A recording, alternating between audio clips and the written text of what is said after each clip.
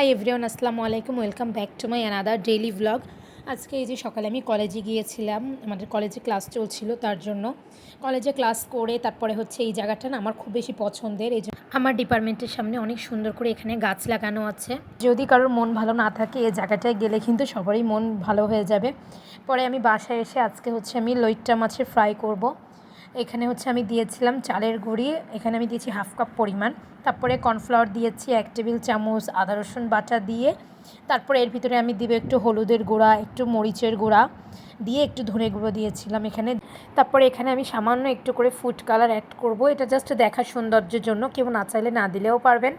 এরপরে আমি এখানে কাঁচামরিচ কুচি দিয়েছি, দিয়ে আমি এটাকে অল্প অল্প করে পানি দিয়ে এটাকে একটা পাতলা ব্যাটার তৈরি করে নিতে হবে। অনেক বেশি পাতলা করা যাবে না, আবার অনেক বেশি ঘন করা যাবে না।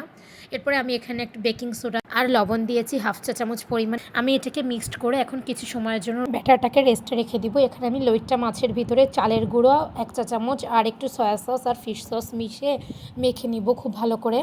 এটাকে কিন্তু খুব ভালো করে মেখে নিতে হবে। আর এই পর্যায়ে কিন্তু কোনো লবণ দেওয়া যাবে না, কারণ লইট্টা মাছের ভিতরে কিন্তু এমনি অনেক পরিমাণে লবণ থাকে। এরপরে আমি একটু পরিষ্কার করার সময় লবণ দিয়ে এটাকে ধুয়ে নিয়েছিলাম। আমি এখন দুপুরে খাওয়ার আগে এটাকে ফ্রাই করে নিব।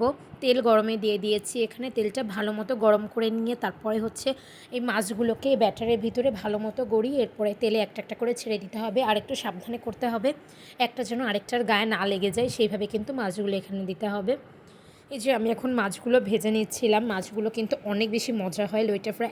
আমি কক্সবাজারে যেভাবে খেয়েছিলাম সেই রেসিপিটাই আমি চেষ্টা করেছি করার জন্য।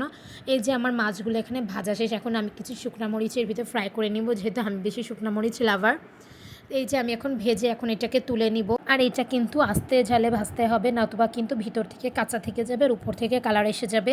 আর বেশি নাড়াচাড়া করা যাবে না, যখন দেখবেন হচ্ছে এরকম লালচে কালার হয়ে আসছে তখন আস্তে আস্তে করে চারিপাশ থেকে নাড়াতে হবে যেন মাছটা কোনোভাবে ভেঙে না যায়। এই যে আমার মাছটা কিন্তু একদম রেডি, আমি এখানে তুলে ফেলেছি। আর এটা গরম ভাতের সাথে এই লইট্টা ফ্রাইটা কিন্তু অনেক বেশি মজা লাগে। তো এই যে সন্ধ্যাবেলায় আমরা একটু মার্কেটে গিয়েছিলাম একটু কাজের জন্য, তারপরে মার্কেটের কাজটা সেরে আমরা হঠাৎ করেই প্ল্যান করেছি যাব হচ্ছে আমার খালামণির বাসায়। যেহেতু খালামণির বাসা পাশেই, তো হুটহাট প্ল্যান করেই আমাদের চলে যাওয়া হয় মাঝে মধ্যে। এই তো আমরা খালামণি বাসায় চলে আসছি। আর এদিকে খালামণি আমাদের দেখেই মুরগি ফ্রাই করতে দিয়েছে। এখানে খালামণি মাখিয়ে রেখেছিল খালামণির পালা দেশি মুরগি, সেটাই আমাদের জন্য রেখে দিয়েছিল, সেটা আমাদের ভেজে দিচ্ছিল আর বানাচ্ছিল পরোটা। আর এইদিকে আমার কাজিনের বাচ্চাটা দেখেন, ও কত সুন্দর করে এখানে পেঁচিয়ে ওর নাম লিখতে পারে। ও কিন্তু প্রথম এখন শিখছে, তারপরেও কত সুন্দর লিখতে পারে মাশাআল্লাহ। তাই আমি ওকে বললাম একটু তুমি লিখে দেখাও তো আমাকে। তারপরে ওই যে আমাকে লিখে দেখাচ্ছিল, খুবই সুন্দর হয় ওর হাতের লেখাটা। এই যে দেখেন কত সুন্দর করে ও লিখেছে এখানে ওর নামটা। এখন খালামণি আমাদের এই যে নাস্তা দিয়ে দিয়েছে, যে চিকেন ফ্রাই ছিল, তারপরে পরোটা ছিল আর বিস্কিট দিয়েছিল আর দিয়েছিল চা। এই যে এখন আমরা সবাই মিলে খেয়ে নিব। তো আজকের ভিডিওটা এই পর্যন্তই। সবাই অনেক বেশি ভালো থাকবেন, সুস্থ থাকবেন। আল্লাহ হাফেজ। Thank you so much for watching.